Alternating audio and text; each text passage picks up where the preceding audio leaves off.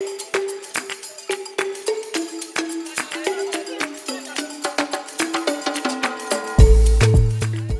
thank you all for joining. We had taken a short break and super duper excited to be back here today with a new episode on The Mediator.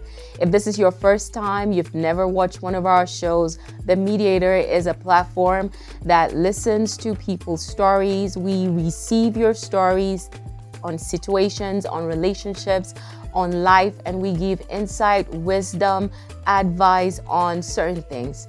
One of the advices that you hear a lot of people say today, which we really don't agree with, is do not invite a third party, because there are some situations in life that absolutely need a mediator. If you're in a relationship, if you're in a work life situation that you need an independent party to opine that could move your relationship in the right direction, the mediator is the platform for you. We're going to get right into it. We have a story to talk about today. Awesome. Lisa, what I'm really excited about what you said is that we need a mediator. And I feel as if a lot of relationships or friendships or family, if a mediator would have stepped in early enough, it would have been staked. Absolutely. But let's get right into it. Okay. So today's story is, of course, a lot of our guests are nameless, or people who write our stories are nameless. And I'm going to get right into it. So good morning, admins. Please approve. It's urgent. My husband is threatening me that if I don't get pregnant before our baby's 2 years old, that I will see what he will do. Okay. My husband lost his job and later got a temporary job, which is okay for now. My baby is just 1 year and 5 months. I do carry her to work every time, and I beg my colleagues to help me and be handling her while I'm at work. Which job allows you to bring kids? Okay, that's pretty nice. I need to be working with you. And a kid that young. Right. Yeah, a kid that young. It requires constant care, yeah. Before you even go on, the fact that her husband is mandating her to have a child. While he's not working. Okay. While he's not working. All right, this is interesting. This is interesting. Okay. From 3 months, I started this journey. I told my husband severely to put her in a creche. Which creche is a daycare. Okay. Yeah. And she goes, he refused. Okay. All right. So he refused. And that she is too small and he doesn't want to waste money for nothing. But you're not even making any money though. But okay. But he does recognize that the baby is too small to be in creche. Okay. But not too small for her to have another kid. See? Okay. Let's keep going. Okay, so so I'll go back to that she's too small and he doesn't want to waste money for nothing. Until next year, my work people are already asking me, when is she starting school? I understand them, but they have tried because we doesn't stay in one place again. So I guess what she's trying to say is that the baby just doesn't sit still. If I'm not understanding. Okay. And then she continued on by saying that I'm applying for jobs outside, which I'm still pushing because it's my career. I also wanted him to get a permanent job first, which is wise.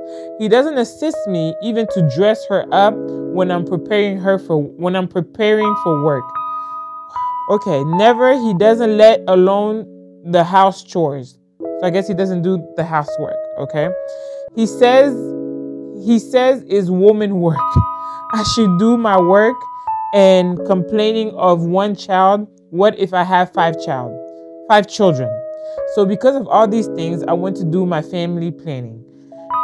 Make I nor die of stress. Make I no die of stress. So that's pidgin. So the person who is writing this is writing in pidgin. Pidgin English. Okay. Yeah. Wow. Okay. So she goes, make I no die from stress. So I guess she's saying that she doesn't want to die from stress. At least when my baby clocked 2 years, I can think of another one. I should have read this in the pidgin accent. Here I am trying to be all sedity about it, girl. Okay. Since I don't have help maiden, now he is threatening me. That will go and do tests. Please, I need advice. What should I do? Yeah. He said. Yeah. So if I'm understanding her story, she's basically telling us that she has a 1-year-old. Yeah. And her husband wants her to have a second baby. So here's what's happening, right? Okay. She has she has some kind of child birth pill. Okay. Or, you know, some birth control. Birth control. Yes. That's the word. She has some kind of birth control. Yeah. But the husband does not know about it. Okay, that's why. Okay. And so the husband is saying, we need to go to the hospital to do a test. Okay. So if she goes to the hospital, the husband is going to know that she is the reason why she cannot conceive. Yes. And he wants her to conceive so that they have other kids. So now she wants to know, what should she do? Instead, what should she do, me? Right. I mean, it's like... Here's the thing, it's very tricky. Yeah. You would agree with me, right? Because this is her body, this is her career, this are things that she's passionate about. Absolutely. And she has a man who is not walking a mile in her shoe, try to tell her what to do with her body. Come on. I mean, I would love to talk to the man because I think that's really where the solution will come from, his understanding of the dynamic of what's going on. Right. But because the question has come to us from the girl, you know, I would want to just, you know, help her. Maybe let's work through perspective. Exactly. About what's happening. Exactly. The first thing that I hear is there is not a good understanding in their relationship. Yes. You know. Yes. It is more like it's broken. Yes. Gender roles. And let's talk about, you know, our American situation. Oh my God. Right? Like if you're working and you have to care for the kid and you have to do all of that. I mean, for me, I feel as if and what I've been through these situations before, which I love for my situation and my husband, is that whenever you're in the U.S., there is not you're a woman, because I think she mentions it here too. She said when he doesn't help her with chores, but then he says that this is woman job. Right. So in the U.S., there really isn't woman job or man job. Right. Because we only have both of us. Woman job in Africa, like where we come from, you have maids and aunties and uncles and even neighbors who can do things and help you out with your child. But here, you can barely you don't even know your neighbor's name. Right. Like if you even take your child to your neighbor, they'll be like, we're calling the police. Right. So whenever it comes to like house chores or whatever, we help each other out because we only have you and I and our kids, right? Yeah. It was really hard to determine gender role here in the U.S. because if that's the case, then I would have responded to her husband, then you should be working and I should be at home. Right. Let's get the gender role correct. Right. It seems as if in America, a lot of men, especially from Africa, they align gender role to where although the wife works, she still needs to be 100% mom at home, cleaning and cooking and everything. That's not how gender role works. Gender role works, the husband goes to work like back in the 1950s and I stay at home and I do woman work, like he said, right? I mean, what do you think? Absolutely, right? Just to the same point that you're making. I would tell every couple just about to get married, especially our folk from Africa. Oh my God. This is something we need to trash from the get-go. Yes. Gender roles only just go to strain your relationship. Absolutely. If you're going to get married to someone and the expectation is that because they're a man, they have to take out the trash every day. Right. And you walk over trash littered around your kitchen because your husband did not take the trash out. Yes. You're setting yourself up for failure. Absolutely. Because there could be a reason why your husband may not be able to take out the trash even though he has taken it out 29 days in a month. Absolutely. And so you have to recognize we're one team. We're one team, right? Like, you know, I have the capability to do what my husband can do, and my husband has the same capabilities to do what I can do. At the end of the day, we're one unit. We're thinking about how we can move our family forward. That's it. If my wife is tired and she did not make dinner, I should be able, as a husband, to step into the kitchen and cook the food. Absolutely. Because the dynamic here, one income is not enough to sustain a household. Especially in this economy. Right. Oh my gosh. So you're finding two partners working. Yes. And so if both of us are working, me and my husband, I expect my husband to understand I'm tired sometimes. My God. I may not be as strong to give the kids a bath. Yes. And to cook food. Yes. And still you're waiting for me at night to be the wife. Can you imagine? And what a lot of relationships or marriage men don't understand, that it's strenuous. Yeah. And not to be so vulgar, I'll even talk about like you said, waiting for me at night to be the wife.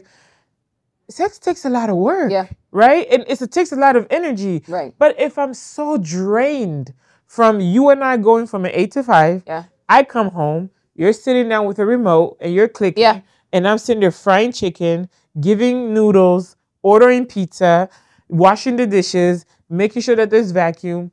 And then after that, when we go to bed, all you did was rest, relax, and kick your feet up in the air. You have all the energy to do everything we need to do in the room. But then there's me. I am exhausted. I am drained. You know what I mean? And you're right. It does become very heavy on marriages these days. And do you know something that a lot of African families go through? The African woman comes into this life abroad and still puts on the cap of a superwoman. Can you talk right? about it? Yes. Because we saw our moms who were raised and grew up in the African setting, be the super mom. Absolutely. The superwoman. Absolutely. She did everything. Absolutely. She went to work, she came back, she cooked, she made sure we had clothes on our back. Yes. We had food, we had everything. Yes. And so that is the example that a lot of this African women today in America are trying to emulate. Yes. And so even though they cannot be the super mom or super woman in their household, they're still trying to fill those shoes. They're not telling their husband, look, I'm no super mom. I'm no super wife. No. You got to help me. A little. And ask for help. I feel as if that's our problem. Yeah. We don't ask for help.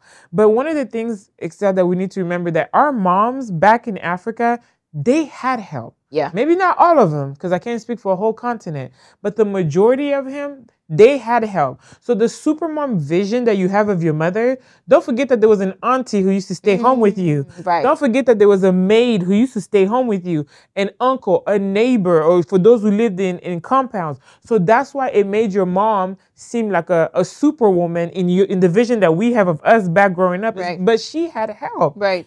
So she had a chauffeur for those moms who had people who could drive them. I know that there's other moms who didn't have those opportunities, but she had somebody to drive her.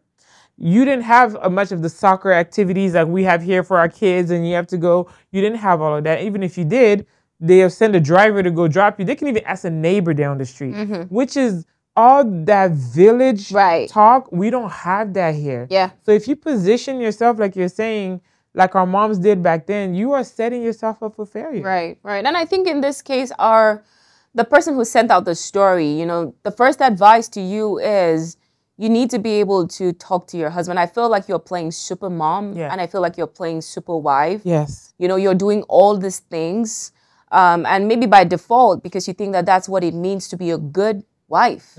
You're cooking, you're going to work, you're trying to build your career, you're doing everything for the kid.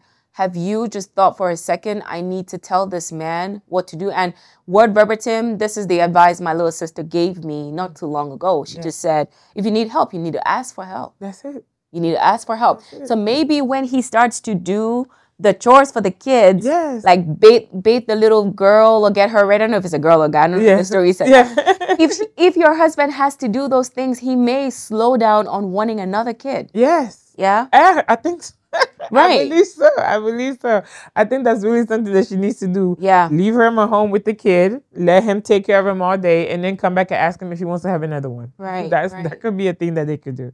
One of the things I wanted to add was that she mentions here in her story, she says that he's threatening me, and then he's telling me that this is a woman's job and this is a man's job. Sometimes I feel as if that we don't know how to have those real conversations with our husbands or our wives or whatever. And when I mean those real conversations, it's like a true blameless sit down. Yeah. Not the one where we're going to sit down because that would send us into argument like, you're not doing this, you're not doing this, and I can't do this, you're not going to get a solution. But I feel as if a more, I wouldn't say compassionate, but like more of a like, hey, I need help. Yeah. And let me tell you why I need help. This is what my day looks like at work. And you kind of break it down for a husband, of course, who will sit down and listen because not all men want to do that, right? So I feel as if she has a true open heart conversation with her husband, now pointing out the weaknesses of what she's facing right now because obviously he doesn't have a job. Yeah. Any woman who would be senseless, your response to her could be like, well, when he told her this is woman's job, you should have, if that was me, I would have been like, well, man's job is for them to work. So pick your battles. You know what I mean? But if I feel as if she could sit down with her husband and have that heartfelt conversation and explaining to her first what work looks like for her.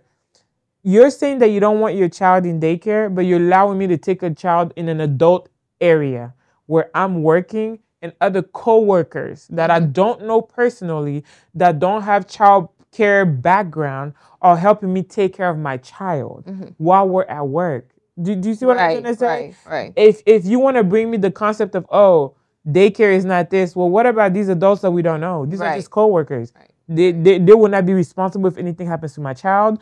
If anything does, I will be responsible for it. People will come at me and be like, well, why did you bring your child to work? Do you see what I'm trying to say? It's not safe. It's not, the daycare will be a safer option. Yes. To your point as well, I think because she is the one that is really bent backward. Yes. What I would suggest to you, young lady, is that you think about this from a very solution-oriented standpoint. Yes. So how about you sit with your husband? And I say solution-oriented because if you go the route, just like Grace said, wanting to point to the fact that he does not have a job or has just a temporary job right now, he will get very defensive and you will not get your point across. Absolutely. So here's my recommendation. Have a sit down with him and say, I do understand you want to grow our family and I want to grow our family too.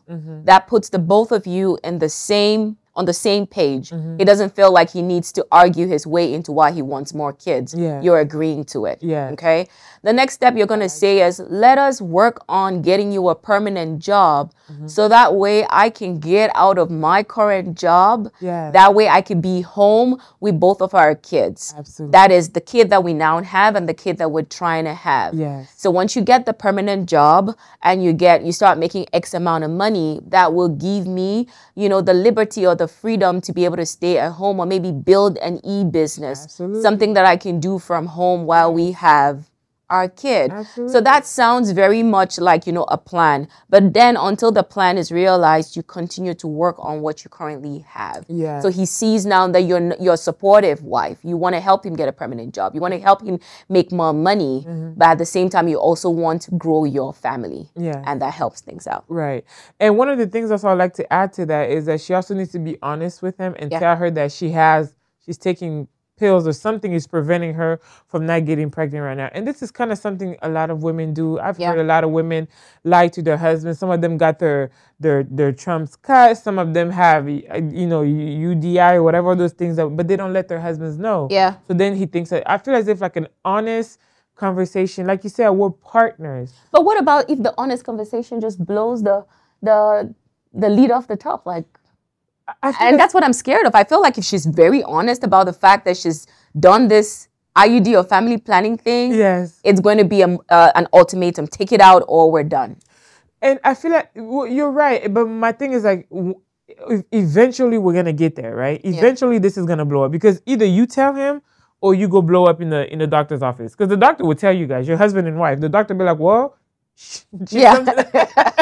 something is, so I'd rather you do that at home, have the blowout, because sometimes I know we don't like the blowouts extent, but I feel as if blowouts are sometimes important as long as it's not violent. I just want to keep it out there because sometimes some steams need to come. Have you ever used a pressure cooker? Do you know when it kind of hard? It just and after that, whenever you open it up, it doesn't burn so much because the fuse has been let out. Like I said, as long as it's not violent, because some people think blowout is breaking and fighting. No, sometimes blowout is you guys could be screaming on top of your lungs at each other, but at least at the end of the conversation, you come to a common ground.